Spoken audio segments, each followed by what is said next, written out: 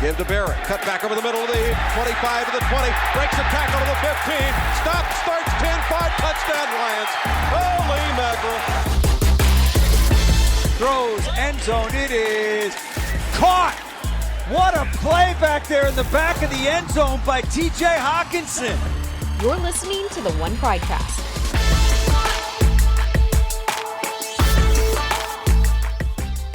Welcome into another episode of the One Pridecast. Mike O'Hara is already cracking up because this is take two. I forgot to hit record on the first take. But welcome back. Lions are they're coming off a bye week, going into Pittsburgh week, and the Steelers are red hot. 4-game win streak. However, on the Twitter, I have seen the phrase trap game a couple of times. You just take that as what you will.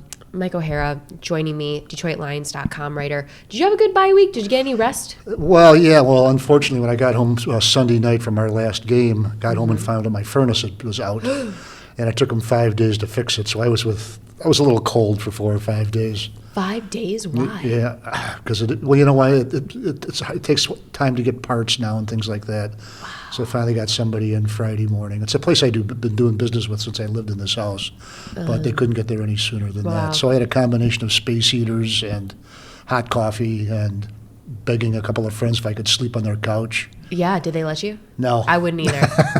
Okay, space heaters. Nobody trusts me. Are you kidding me? I know. If like your electric bill is going to be through the roof because you use those space heaters. Thanks for making me feel worse. I know. I learned that the hard way. You want me to show you the bill for the furnace? No, I don't. You can keep I don't that either. one. I didn't like looking at it either. Oh gosh, I have a home. I'm probably gonna have to replace my furnace sometime soon, but adult things. Anyways, let's talk some football. Okay. We're done talking about the furnace. We're done talking about the furnace because we are warm in our new little podcast room. That's honestly just a meeting room, but we like it. Well, come on, don't undersell us. This is pretty posh, It's pretty posh. It's new because, we're in a new part of this season. Second part of this season. Yes, those are all questions. Okay, yeah, we're tackling the second part of the season, and it starts with the Pittsburgh Steelers. However, Mike, I just want to get your take on just what we've seen so far and what is there left to reach into the jar and pull out that we might not have seen that could help this team. I think there have been a couple of things, Danny, and we'll get to the near misses on a couple of games that they sort of had won, but you never do until you do. But I think there was more expectation than we've seen. Obviously, nobody thought they would go 0-8, but from the day the schedule came out in April, we looked at, boy, this is really a tough start, and it was. It really was, yeah. and it's a tough finish too. There's no really walkovers for the Detroit Lions, but we just saw the ups and downs, the ups and downs of the team, and they were more than I expected. The swings, this wasn't just a little blip here, bip, bip, bip, bip, bip. It was ba-boom, ba-boom, ba-boom, ba-boom. And you never really knew which team you were going to get from 1 week to the next. The team that really played hard and really took, the couple of teams right to the limit before losing, like Minnesota and the Baltimore Ravens lost on a last play kick. Yep. But we saw the other teams that just really didn't show up in the second half, the Bengals, the Philadelphia Eagles. Which one was worse, Bengals or Eagles? Eagles, because the Bengals are a football team. The Eagles are a project. Ah, that's a good. Wow, you just rattled that off. Yeah, I think it was the Bengals were like, okay, this is a one-off. This probably won't happen again. Yeah, and then it happened in an even worse fashion against the Eagles. And it's kind of the way the season started, against the 49ers. Now, look, they did score 2 touchdowns and two-point conversions late in the game to cut it to 8 points, but it wasn't an 8-point game. It really wasn't. But look, they're getting some guys back now. They're a little bit healthier, and I think, coming out of the bye should help them. It really should. I think guys get invigorated. T.J. Hawkinson talked about that yesterday. I asked him what was it like on Monday morning. He said, I felt good, which is different than he did the previous 8 Mondays. And I think T.J.'s I think he's going to have a big year now. He's got 48 catches in 8 games. Yep. Is on course to have 101 or 102 catches. And look, he didn't even know that. He said, didn't know that He says, call me when I get there. When you're saying that out loud, it's kind of crazy because you started off so hot, and then it's kind of just dwindled. He had 8 catches, and then I think he had, 10 catches in the next 3 games or 4 games? It was, But underwhelming. then he came on pretty strong the last 2 or 3 games, and that's how I got up to 48. And sometimes he's just piling up catches, and when the team's not winning, you wonder, what's he do? Well, he's their best player. Right. Wow. It's not even close. Yeah, I just piggybacking off that, I think once Hawk finds his rhythm again with Goff and can be open and stretch the field in general, I think that's when this offense is going to get reinvigorated. When you can see your big man going down the field catching balls, and it's not just going through the running backs. Yeah, Dan Campbell, the head coach, said something. I don't know if it was Monday in his first presser or Wednesday or whichever one it was, but he wants the quarterback. He wants to pull the trigger. And to me, and Dan Campbell has said he's going to get more involved in the offense, which is interesting. I thought it is. Yeah, it really is. Yep. And that's part of the bye because you have time to think about things, and you're not just doing it on the fly. You could tell he was thinking. To me, I'd say, well, why didn't you do it before? But then I'm not him. I'm not in charge of 53 players and all this other stuff. He's been an assistant coach. This is his first head coach. Well, no, I take that back. He was in Miami, but that was different. He was a rental. Kind of thrown in there. Yeah. Here, you do have to split almost even time between special teams, defense, and offense. And now, through 10 weeks, he's like, listen, I played on offense. I was a tight end in the NFL. I need to be in the offensive room more often than I was. Yeah, and if I were him, and I'm not, but if I were him, I would talk to Hawkinson saying, pull the trigger. I'm not Hawkinson, Goff. Yeah. I'd say, look, pull the trigger. If it's an interception, it's an interception. Don't play scared. I'm not going to be mad at you. Mm-hmm. I'm not going to take away your lunch money. Yeah. Just throw the ball. Yeah. We're getting nowhere with these 3 yards, behind the line of scrimmage. Get the ball downfield. There's another component to that. Who do you throw it to? You got TJ, and then you got Dannie Rogers and Mike O'Hara. And correct. Who else? Yeah. You know what? You want to know who else now? Who would be a great red zone target? Lengthy, tall. Dun, dun, dun.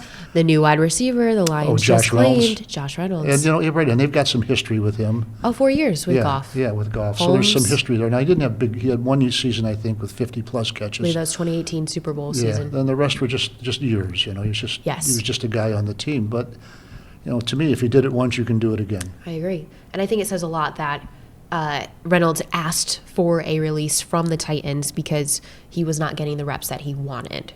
So he knew who was up on that waiver list. Yeah. He knew it was the Detroit Lions. His buddy Jared Goff had texted him. It's interesting. Yeah. It's because we heard from Goff that he did not talk to Josh, and then Josh comes in and rats him out. So I thought that was kind of funny. Yeah. That dynamic. Yeah. But that's got to boost this receiving core. Well, you need some size at wide receiver too, and they've got a bunch of smaller guys. Correct. Amon-Ra St. Brown is. Khalif Raymond. They say he's 6 feet. I don't believe it. No. He's like 5'10" and a half. I think 5'10". Khalif Raymond about 5'8". Yeah. And look, it's nothing against them, but Nope. you need some size out there to get the ball to guys. You can't. Just that differential is awfully hard to make up in the open field. So we'll see how it works. But look. When you say they have nothing to lose, of course you have something to lose. There are consequences and outcomes for the decisions you make. So I don't buy that nothing to lose thing. Yeah. Because losing is losing. It's the way it is. But I think it's a good signing. I really do. And we'll see. I think so too. So that was the one addition on offense that they just brought in. However, I feel like both sides of the ball are getting boost, even special teams. You have Taylor Decker, who is working his way back into practice. Yeah, absolutely. Full practice this entire Yeah. week. We'll see what his game status is here coming up soon. So that's going to put Decker back in left tackle. That's going to move Panay over to right tackle. Right. Jared Goff said Panay is, I'll paraphrase for him, not moaning, not groaning about having to move back to that right tackle position. So that's going to give just more stability back to that offensive line, right? Right. Let's put it this way. I think in his heart of hearts, Yes. Penei Sewell would rather play left tackle. But he's being put at right tackle, and I think in his also heart of hearts, he wants to play as well as he can. Yes. And so he'll play as well as he can. But I would think, Danny, I think it would just be natural that he played left tackle in college. Yes. put it right tackle, left tackle opens. He plays pretty well there. He probably want to stay there. Yeah. But that doesn't mean he's going to make a big stink about it either. Correct. And that's what I like about him. I think so too. It's just you wouldn't know that he just turned 21 years old. Right. He comes in and does his job. Certainly the way he carries himself. He Yeah. carries himself like he's been doing this a long time. I know. And someday he will have been doing it a He long will. time. Yeah. It's the real thing there. Lions fans, if you guys need a jersey to go buy, I was asked this the other day. They're like, whose jersey should? And I am actually so bummed. I did not say Panay, but I did say Ragnow. Well, I think Frank Ragnow's the best player on the team. Correct. I was like, if you want a jersey, go get Ragnow's. Yeah. Yeah. I think Frank is in, but the one thing they have now, they have 4 of their starting 5 back. Huge. Yeah, and it's the first time this year. Now, if they would have had Frank, they'd have all 5. And this was supposed to be the best unit on the team, and would have been it, and it still might be. I know. It really might be. But I think Taylor Decker is a really good player. Yep. He gets overlooked, and look, a lot of offensive linemen get overlooked for I whatever know. reason. You make one pro, you make the next 9. Yep. That's the way it is. But Decker is a really, really good player, and unfortunately, on teams he's been on teams that haven't won. Yep. So it's a little different. But that's you finally got guys who can really clamp down the outside and give Jared Goff a little more time to throw the ball down the field, Jared, Yes. if you so choose. I know. And we know Jared Goff, we know he wants to complete these explosive plays. Just Sure, of course. you mentioned not being scared. He did at one point lead the league in Pull the turnovers. trigger. I know. So it's tough, obviously. This offense could be without Jamal Williams for a second Yeah, that's game. a loss. It really is. That's a power runner. 100%. Yeah, and really, when I say this about DeAndre Swift, I'm really disappointed in him as a runner. It doesn't mean I don't like him as a player. Yes. I'm just let me rephrase it. I'm disappointed in his production as a runner. Okay. I thought he would do better. 3.2 yards per carry. That's for a guy who's in his 15th year playing part time. It shouldn't be for a guy in his second year. Now, who knows what's there? Who knows what holes are there? Who knows how they're playing them? Yep. I would imagine it's pretty tough to break anything in the running game when the safeties are playing up because you're not throwing the ball deep. So a lot of things go into that. Yeah, I mean, when your yards per catch as a running back is almost 9 yards. Yeah. No, he's a good talented ball player. That's why I say I'm disappointed in his production as a running back, not necessarily him.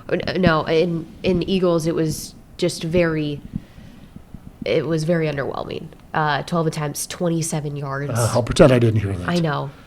He had another one like that too. It was like 11 carries for 18 yards or something earlier in the season. Yep, 8. Do you really want to know? 8 carries for 16 yards against the Bears. Yeah, you're right. I mean, but on second thought, I'm disappointed in him too. I know. That's a tough one. The Swift is a tough one. He's a good player. He's a talented guy. And it doesn't help when Jamal's not out there Right. helping to bring some attention away from him. So we'll see if Jamal Williams gets back into this one. That'll be a huge get if he is able to. It's a little alarming that a bye week did not help him get back up to speed, but that's what we're dealing with.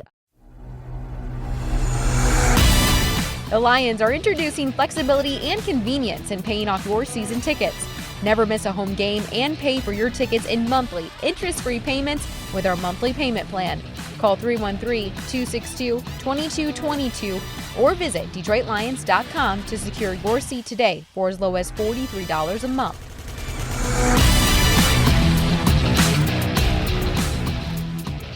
From a defensive standpoint, hey, this is good. Ifeatu Melifonwu, cornerback, he's back in this lineup. Yeah, a guy with some size, some length. Was he 6'2.5", 6'3"? He's and up really was a productive, good slot corner in college. And so, ironically, he had just. I knew the game he got injured was the last game he played against the Green Bay Packers on Monday Night Football. He got beat for a long gain there, but he was great coverage. It was just great throw, great catch. Great beats good.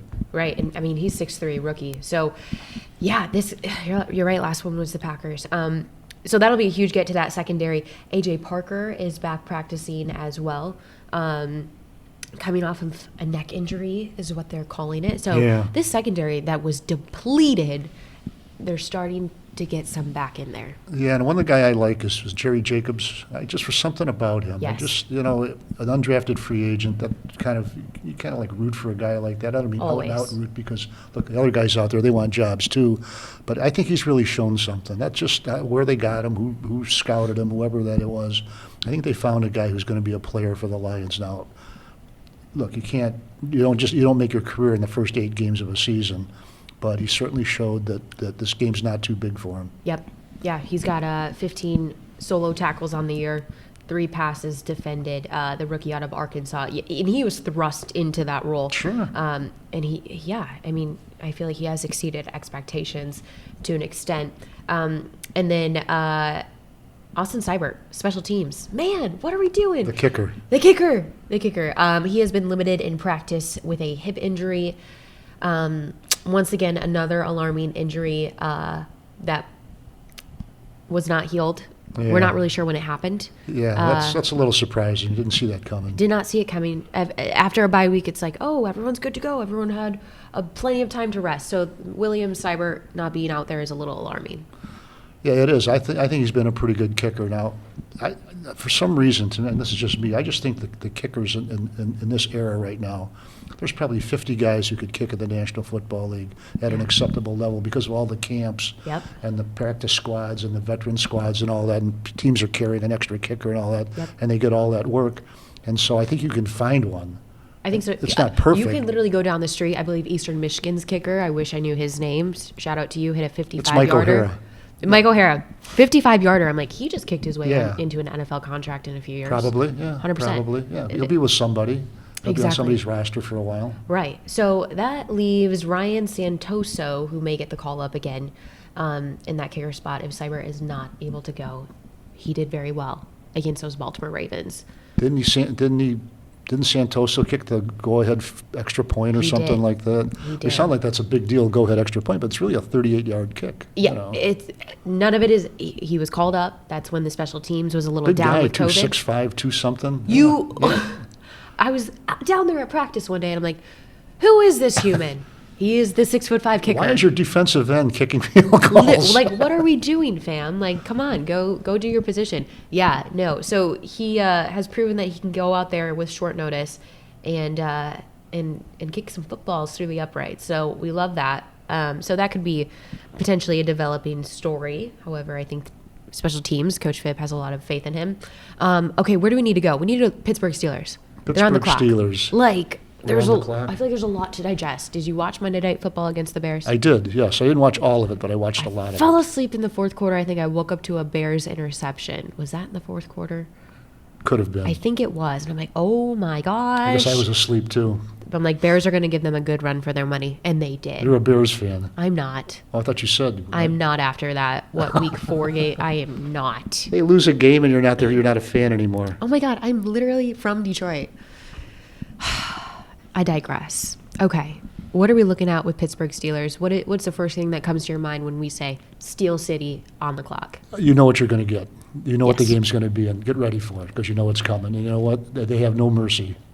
They're going to hit you and hit you and hit you and hit you and hit you until you either hit back and even the score, or you go tap out and say, I had enough. I've been in the octagon long enough here. Get me out of here. Yep.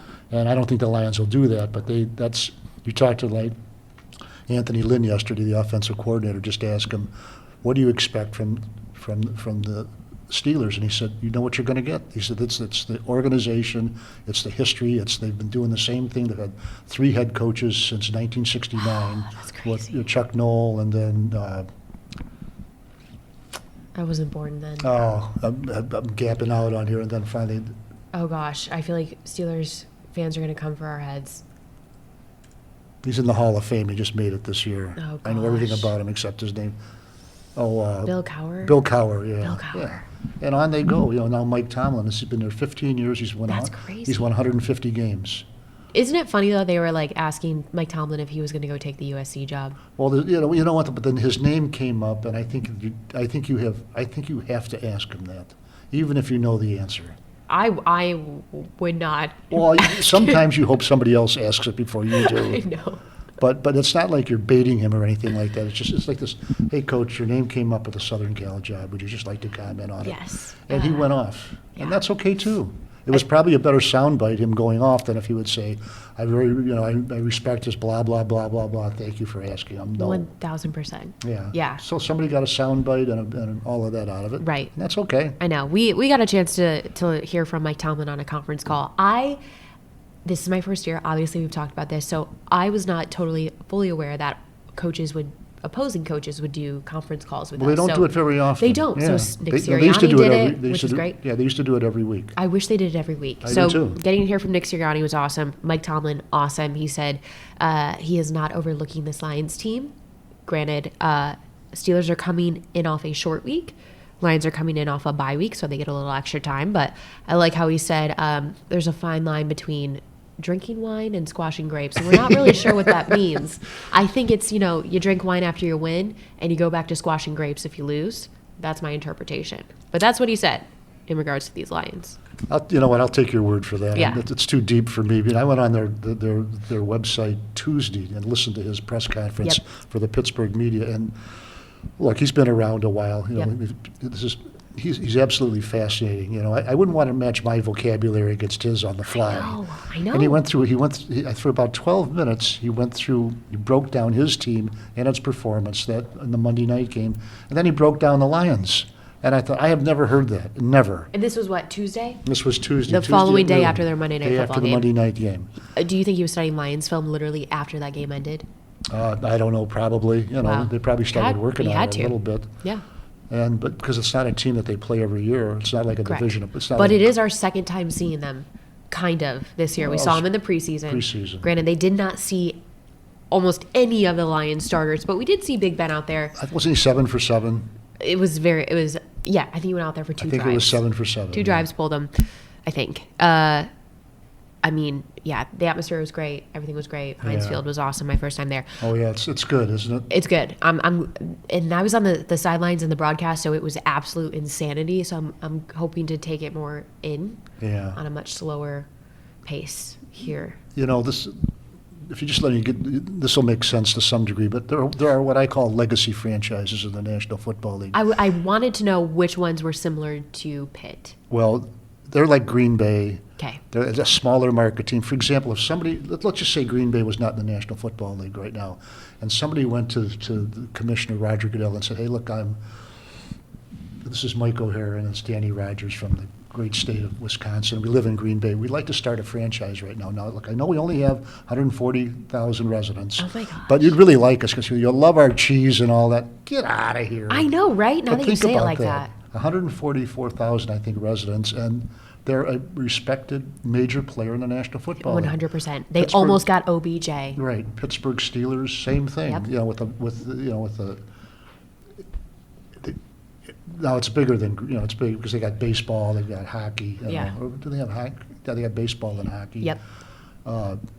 But they're a legacy franchise to Yep. me. They really are. And they've remained one. They remain, like some teams like the Miami Dolphins. Who cares? Right.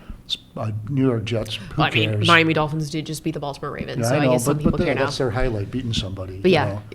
But these guys, these teams, the teams like the Steelers and the Packers are still beating teams. They're still relevant. They're still I contenders. know. And I think, unless it's your team playing them, I think people kind of like them. I think Yeah. people like the Steelers. I think they like the Packers. There's just something about them. They may not I like everything agree. about Aaron Rodgers right now. No, but, they don't. But in general, they like that team. Yeah. They're a popular team, and I think the Steelers are that way too. Wow. Just what a time. Okay. These Steelers. Okay, I'm going to tell you where I think Lions can expose them, and then I want to hear where you think Lions can expose them. What if I agree with you? Okay, perfect. That'll be Ditto. the first time in my lifetime that you have done that. And the last. I will take that. Should I shut up and let you talk? You can if you want. I can just keep sipping on my latte from. I don't think I can say where it's from because we're not sponsored by them. That's what that. Well, where's it from? Maybe we'll get a sponsorship. I'm not going to say it, but Show your Lions pride by going authentic with gear from shop.detroitlions.com. For a great selection of t-shirts, hats, jerseys, and novelties with convenient flat rate shipping right to your doorstep, visit shop.detroitlions.com. your 24/7 home for Lions gear.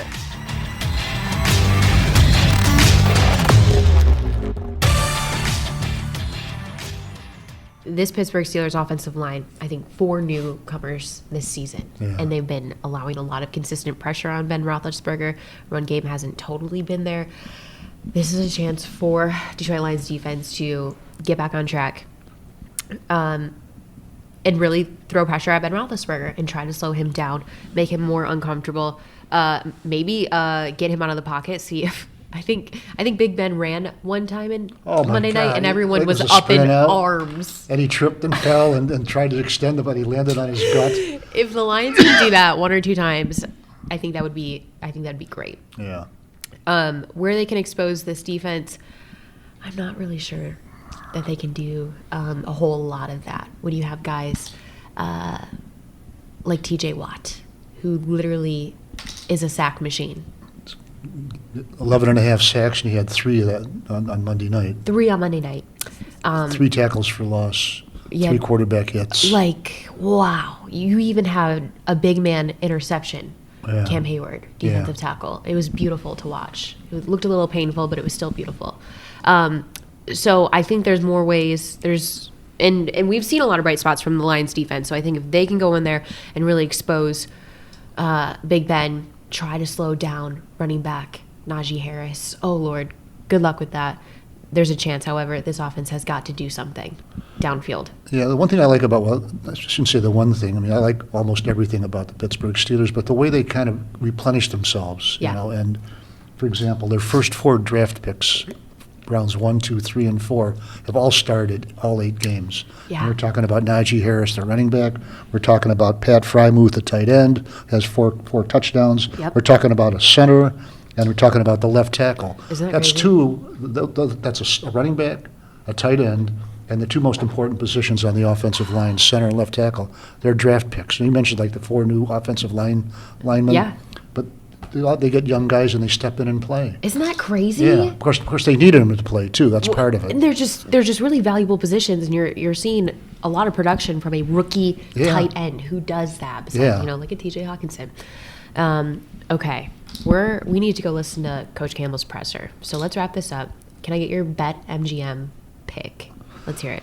My BetMGM. Well, it's everybody's pick, but I'll tailor it specifically for BetMGM. Okay. Look, I there's something in me that,